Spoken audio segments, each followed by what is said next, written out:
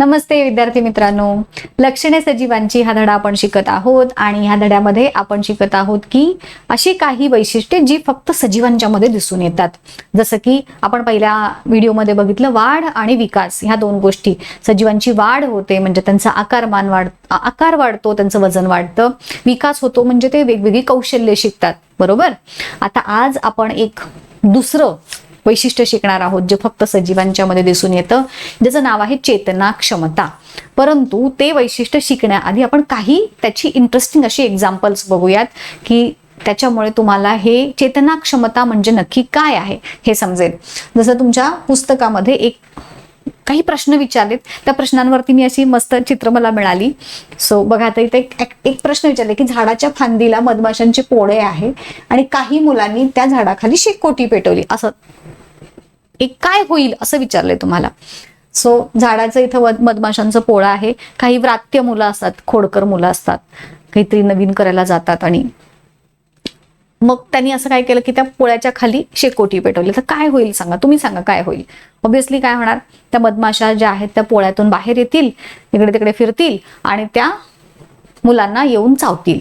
बरोबर की नाही. सो ह्याचं उत्तर आपण काय देऊ शकतो की मधमाशा मुलांना दंश करतील.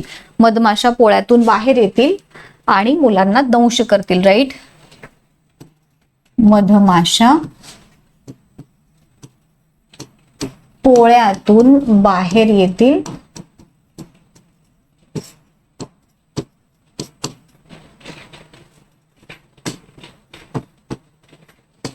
मुलांना दंश करू शकतात. दंश करणे म्हणजे चावणे. दंश करू शकतात. राईट. हे असं प्रत्येक अक्षरावरती हे करत बसायला वेळ होतो रे, पण काढते. नाही तर तुम्ही म्हणाल मॅडम अशा कशा लिहितात. सो हे झालं पहिली ऍक्टिव्हिटी. काय झालं, आग शेकोटी पेटवलेली आहे आणि त्या शेकोटी पेटल्यामुळं मधमाशा डिस्टर्ब झाल्या आणि त्या पोळ्यातून अशा बाहेर पडल्या आणि इथं कसं एकदम असं व्हिलन लाईक लुक देते ना ती मधमाशी. सो तसं येऊन त्या मुलांना ती दंश करणार. राईट.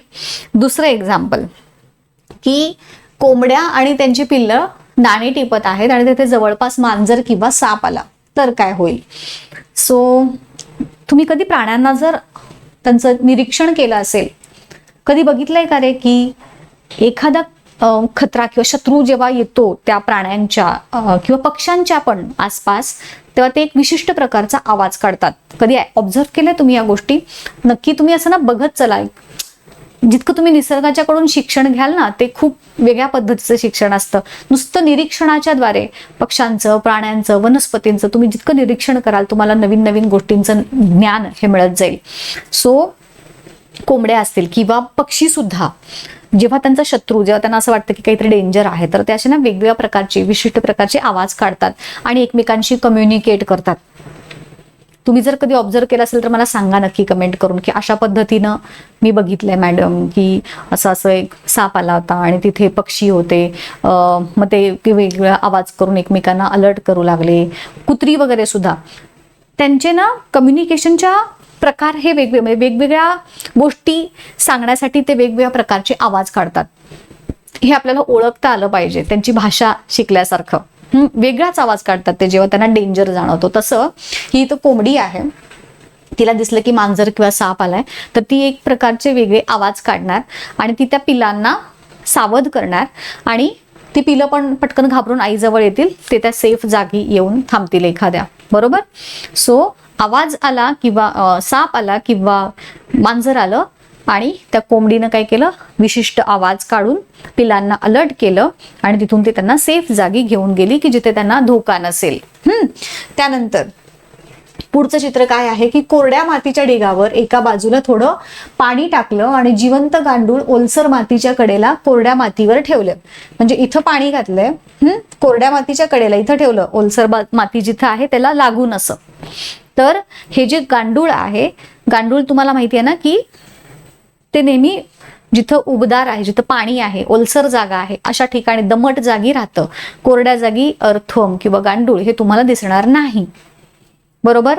कधी तुम्ही सूर्यप्रकाशात ठेवून बघा गांडुळाला, तर ते तिथं राहत नाही. ते काय करणार, तिथून जिथं मॉइश्चर आहे, जिथं उबदार जागा आहे अशा ठिकाणी जायचा प्रयत्न करणार. सो जेव्हा तुम्ही असं इथं पाणी ओतलंय आणि जर ते गांडूळ कोरड्या जागी असेल तर ते असं करत करत करत त्या ओलसर जागी जाऊन थांबणार. बरोबर की नाही? हे तुमचं ऑब्झर्वेशन आहे का? आता ह्या ज्या आपण डिस्कस करतो ह्यापैकी तुम्ही काय काय ऑब्झर्व केलंय हे मला सांगा कमेंट करून. हा, त्यानंतर अशीच इमारतीच्या मैदानाजवळ तारांवरती बरीच कबुतरं बसलीत आणि अचानक फटाक्यांचा मोठा आवाज झाला. ही कबुतर अशी बसलीत आणि एकदम फटाके जोरात वाजायला चालू झाले. काय होणार? मुलं घाबरतात तशी कबुतर पण घाबरतील. आपण पण एकदम लक्ष नाही आणि समजा इथं मोठा फटाका फाटला, काय होईल असं करून आपण घाबरतो की नाही, तशी कबुतर पण घाबरतील आणि ते उडून जातील. बरोबर. त्यानंतर एक लहान बाळाचं एक्झाम्पल दिले की पाळण्यात ठेवलेल्या लहान बाळाला भूक लागली किंवा त्याचे कपडे ओले झाले तर काय होईल? ऑब्व्हियसली भूक लागली की ते बाळ रडतं. बाळ रडायला लागलं की मग आई जवळ जाते, मग पहिल्यांदा बघते शिशू केली आहे का, मग शिशू केली नसेल तर मग काय, कारण बाळाला तर बोलता येत नाही. सो ते कसं कम्युनिकेट करतो तुमच्यासोबत, तर हसायला लागलं की आनंदी आहे म्हणून समजायचं, रडायला लागलं की त्याला काहीतरी त्रास होतो हे समजायचं.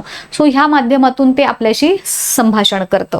बरोबर. सो ह्या दोनही केसमध्ये काय होणार, जर भूक लागली असेल तरी पण बाळ टॅहा टॅहा करून रडणार, शू केली असेल रडणार, शी केली असेल रडणार, हो की नाही? सो दॅट ते आपल्याला सांगते की माझे कपडे बदला, मला त्रास होतोय. बरोबर. त्यानंतर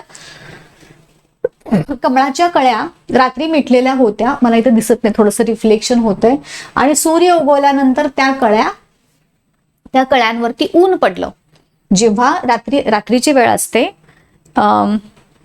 तेव्हा या कळ्या झाकलेल्या असतात आणि जेव्हा सूर्यप्रकाश त्यांच्यावरती पडतो त्या सूर्यप्रकाशामुळे त्या कळ्या उमलतात आणि त्यांचं रूपांतर फुलामध्ये होतं. माहिती आहे तुम्हाला? किंवा काही फुलं बघा फक्त रात्री उमलतात. 2 प्रकारची फुलं आहेत. तुम्ही मला सांगा, हा, तुम्ही रात्री उमलणाऱ्या फुलांची नावं जर तुम्हाला माहिती असतील तर मला तीही कमेंट करून सांगा की कोणती फुलं रात्री उमलतात, कोणती फुलं सकाळी उमलतात. मग ह्या फुलांना कसं कळतं रे रात्र झाली किंवा सकाळ झाली? आहे की नाही मजा? त्यानंतर अजून एक दिलेले आहे की सूर्य मावळला, अनेक पक्षी घरट्यांकडे परत आले, रात्रभर जे झाडावर शांत झोपले ते घरी येऊन पहाट झाली, पूर्व दिशेला क्षितिजावर लालसर उजेड दिसू लागला की मग काय होईल? ऑब्व्हियसली जसं सूर्य उगवल्यानंतर हळूहळू काय होणार, पक्षी किलबिलाट करू लागतात. बरोबर. जेव्हा सूर्यास्त होतो तेव्हा पण जर तुम्ही ऑब्झर्व केलं असेल, जिथे ज्या झाडावरती पक्षी झोपायला येतात तिथे एकदम किलबिलाट करतात, खूप सारा दंगा, आणि मग हळूहळू जसा अंधार पडू लागेल तसे ते चिडीचूप बसतात, शांत बसतात, आणि मग नंतर ते झोपून जातात. आणि जेव्हा सकाळ होते, तांबडं फुटतं म्हणतो आपण ह्याला ना. सो जेव्हा तांबडं फुटतं म्हणजे सूर्य उगवतो त्यावेळेस काय होतं, हे पक्षी पुन्हा घरट्यातून बाहेर येतात आणि फिरू लागतात.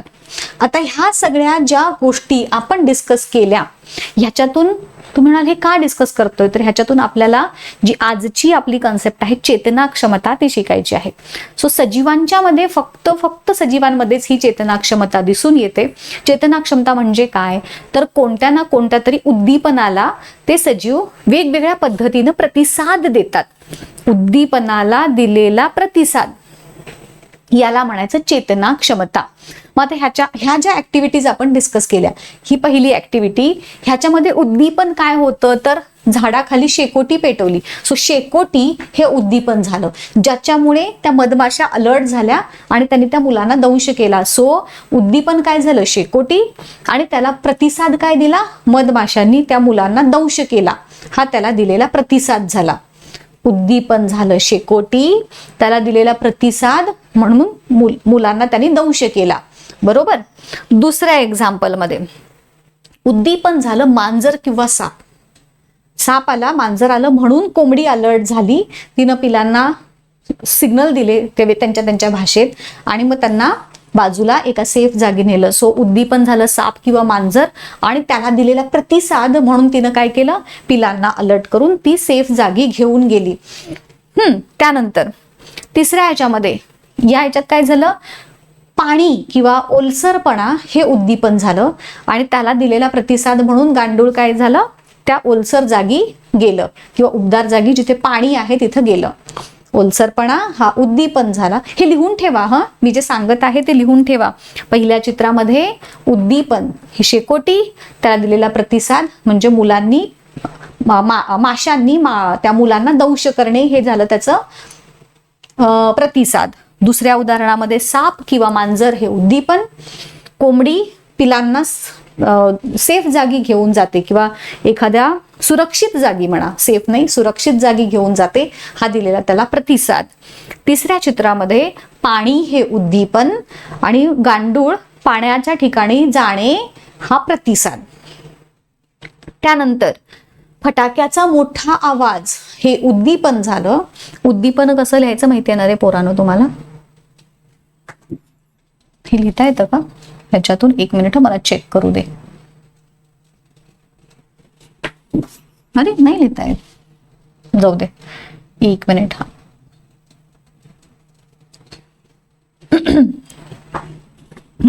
सो आपलं उद्दीपन काय झालं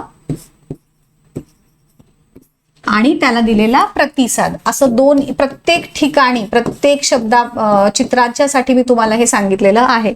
सो तुमचं काम आहे हे लिहून काढा छोट्याशा ह्याच्यामध्ये की उद्दीपन काय होतं प्रत्येक चित्रामध्ये आणि त्याला दिलेला प्रतिसाद म्हणून ते प्राणी किंवा पक्षी कसे वागले. जसं आता ह्याच्यामध्ये उद्दीपन काय झालं, फटाक्याचा मोठा आवाज आणि त्याला दिलेला प्रतिसाद म्हणून काय होणार, हे पक्षी उडून जाणार, कबुतरे उडून जातील, हा त्याला दिलेला प्रतिसाद झाला. आता या चित्रामध्ये उद्दीपन काय होतं तर कपडे ओले होणे किंवा भूक लागणे हे उद्दीपन होतं आणि त्याला दिलेला प्रतिसाद म्हणून हे बाळ काय झालं, रडू लागलं, हा त्याचा प्रतिसाद झाला. त्यानंतर ह्या कंडिशनमध्ये सूर्यप्रकाश हा उद्दीपन झाला आणि त्याला दिलेला प्रतिसाद म्हणून काय झालं, कळ्यांची फुले झाली किंवा कमळाच्या ज्या कळ्या होत्या त्या उमलल्या, कळ्या उमलणे हा प्रतिसाद झाला. सूर्यप्रकाश हे उद्दीपन झालं. या याच्यामध्ये अगेन सूर्यप्रकाश हे उद्दीपन झालं आणि पक्षी घरट्यातून बाहेर पडले, हा त्याला दिलेला प्रतिसाद झाला. सो ही जी एक क्षमता आहे ही फक्त सजीवांमध्ये दिसून येते, ह्याला चेतना क्षमता असं म्हणतात. चेतना क्षमता म्हणजे काय आहे की आपल्या आजूबाजूला ज्या विविध घटना होत असतात त्या प्रत्येक घटनेला सजीव हा वेगवेगळ्या पद्धतीने प्रतिसाद देतो. जसं की मी चालले आहे रस्त्यातून मस्त आणि आता पावसाचे सीझन आहेत आणि बाहेर गेले, गाड्यावरती वडापाव असा मस्त घमघमाट सुटलाय, काय होईल रे, आपल्याला तोंडाला पाणी सुटणार की नाही. सो आता ह्याच्यामध्ये उद्दीपन काय होईल, वडापावचा वास हे उद्दीपन झालं आणि त्याला दिलेला प्रतिसाद म्हणून काय झालं, तोंडाला पाणी सुटणं. असे तुम्हाला अजून काही काही एक्झाम्पल्स आठवतात रे उद्दीपन आणि प्रतिसादाचे. आता एवढे आपण एक्झाम्पल बघितले की नाही, तसे तुम्हाला अजून काय काय आठवतात मला सांगा कमेंट करून. सो प्रत्येक कीटक, मोठे लहान प्राणी जे काही असतील ते सभोवतालची परिस्थिती आणि घटना यांच्यानुसार वेगवेगळे प्रतिसाद देत असतात. आता इथे बघा, चेतना ह्याच्यामध्ये एक व्याख्या तुम्हाला सांगायची आहे की, एक मिनिट सजीवाला परिस्थितीची होणारी जाण म्हणजे चेतना, आणि ती मिळाल्यावर सजीवाचे वर्तन म्हणजे त्याला दिलेला प्रतिसाद. मी जे उद्दीपन हा शब्द वापरला त्याच्यासाठी इथं चेतना हा शब्द पण तुम्ही वापरू शकता, दोन्ही बरोबर आहेत. सो चेतना आणि त्या चेतनेला दिलेला वर्तन जे काही असेल त्याला प्रतिसाद म्हणायचं. चेतना प्रतिसाद, चेतना प्रतिसाद, लक्षात आलं. वेगवेगळ्या प्राण्यांचं तर हे झालंच, आता आपण जे बघितले ते. वनस्पती सुद्धा वेगवेगळ्या प्रकारे वेगवेगळ्या चेतनांना विविध प्रकारे प्रतिसाद देतात. जसं की ह्या चित्रामध्ये दिसतंय तुम्हाला, बरोबर. ह्या चित्रामध्ये हे झाड आहे, कुठलं झाड आहे रे मला कमेंट करून सांगा नक्की. हे एक झाड आहे ज्याच्या पानांना हात लावलं की त्याची पानं मिटून जातात, बरोबर. तर ह्या झाडाचं नाव आहे काय मला सांगा कमेंट करून. तर हाही एक प्रकारचा स्पर्श, हा याचा उद्दीपन झालं किंवा चेतना झाली आणि स्पर्शामुळे त्याची पानं मिटणं हा त्याचा प्रतिसाद झाला. ह्या ज्या वेली आहेत, ह्या वेलींना ह्या अशा पद्धतीचे जे काय म्हणत आपण स्पर्श केल्यानंतर किंवा जिथे आधार सापडतो त्या वेलींना, त्या वेली त्याच्या भोवती गुंडाळल्या जातात. सो आधार हे उद्दीपन झालं किंवा चेतना झाली आणि त्याच्या भोवती वेली गुंडाळले जाणे हा त्याचा प्रतिसाद झाला. सूर्यप्रकाशाच्या दिशेने झाडांची होणारी वाढ, याच्यामध्ये सूर्यप्रकाश हे उद्दीपन झालं आणि झाडाच्या खोडाची होणारी वाढ हा त्याला दिलेला प्रतिसाद झाला. पाण्याच्या दिशेने मुळाची होणारी वाढ हा देखील एक प्रकारे चेतना आणि प्रतिसाद आहे. सो पाणी, जमिनीत पाणी जिथे असतं त्या भागात झाडाची मुळं जी आहेत ती वाढतात. सो पाणी हे उद्दीपन किंवा चेतना झाली आणि त्याला दिलेला प्रतिसाद म्हणजे त्या भागात जिथे पाणी आहे त्या दिशेने होणारी मुळांची वाढ हा त्याचा प्रतिसाद झाला. म्हणजेच फक्त प्राणीच नाही तर वनस्पती देखील या पद्धतीनं चेतना क्षमता दाखवतात, कारण प्राणी पण सजीव आहेत आणि वनस्पती पण सजीव आहेत, बरोबर की नाही. सो इथे जसं दिलेलं आहे बघा की वनस्पतींनाही चेतना क्षमता असते, जिथे पाणी आहे त्या बाजूला मुळं अधिक वाढतात, सूर्यप्रकाशाच्या दिशेने फांद्या वाढतात. सो ह्या देखील वनस्पतींच्या मध्ये असणारी चेतना क्षमता दाखवतात. सो आज आपण चेतना क्षमता हा जो पाठ बघितला, समजला का बघा. ज्या ज्या मी गोष्टी तुम्हाला कमेंट करून सांगायला सांगितल्या त्या सांगा. मॅक्सिमम स्टुडंट्स पर्यंत हा व्हिडिओ पोहोचला विसरू नका. इथेच थांबूयात, भेटूयात पुढच्या व्हिडिओमध्ये. Till then bye bye. Thank you.